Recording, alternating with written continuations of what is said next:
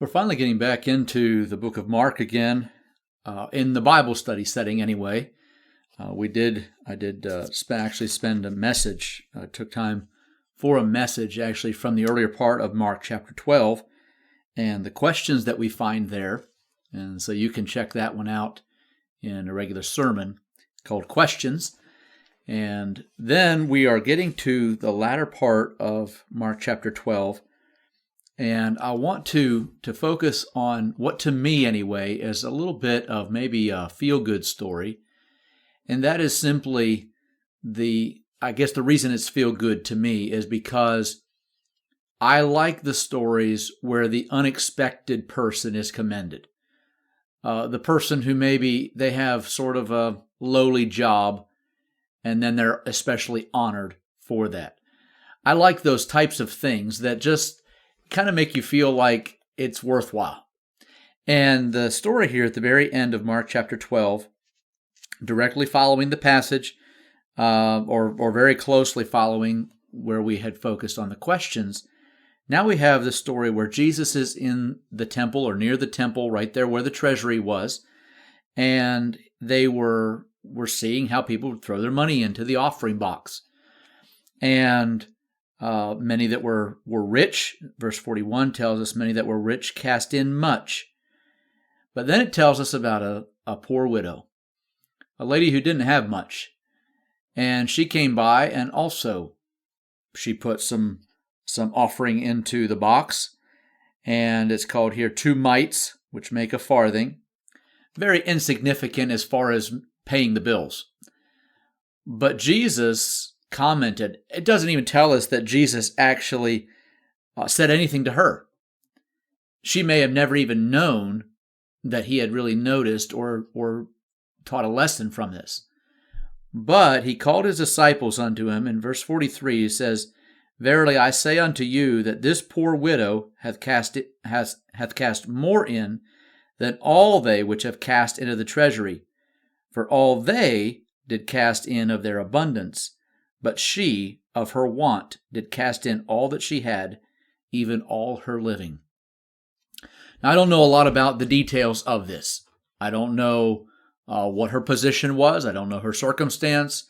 Obviously, we can just go by what Jesus tells us here.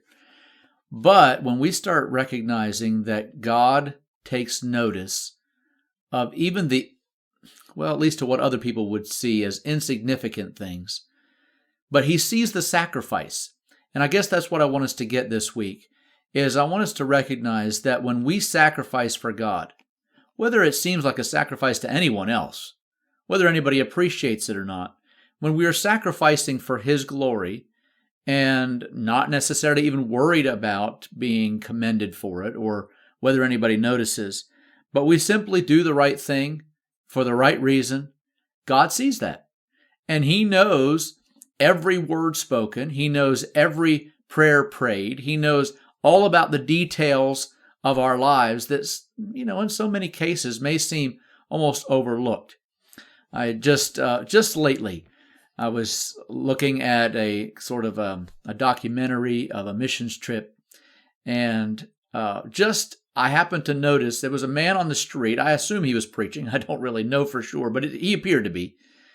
And I thought about him and all the different people around the world that are doing something. It might seem so insignificant sometimes, but it gives just a little bit of a reminder that there are people all over the world. We'll never know their names, at least until heaven or when God sets the record straight.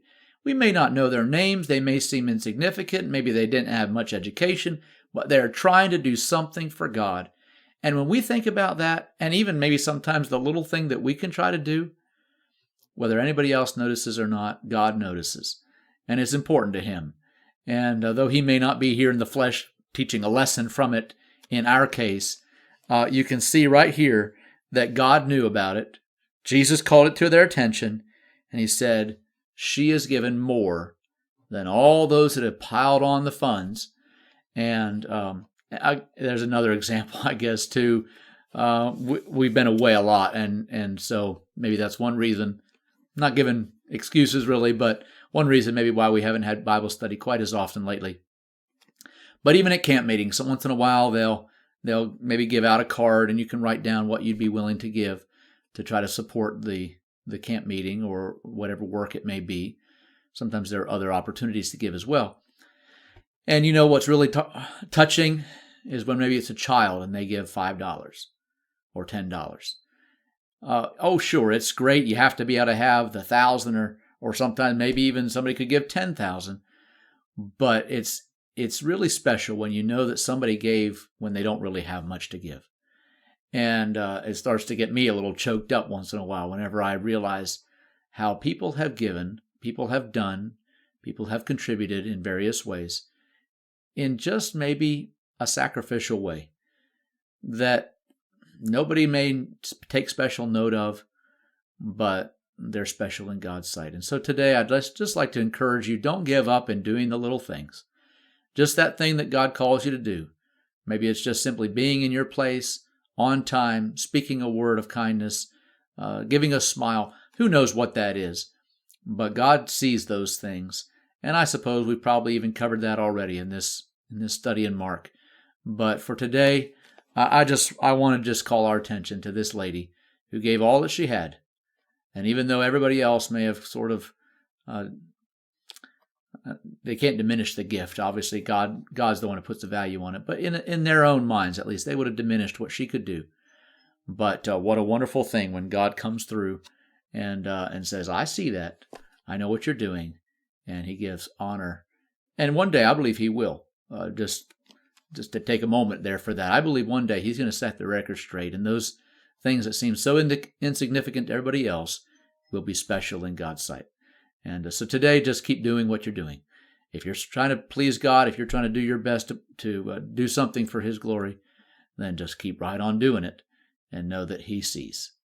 Well, God bless you till next time, and we'll be planning to be back in. Look here into chapter 13. Very important for us because in these days, it's important for us to start looking at the signs of the time.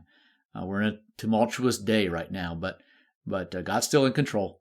And so you go with God and trust him and do your very best to please him, even in the little things this week.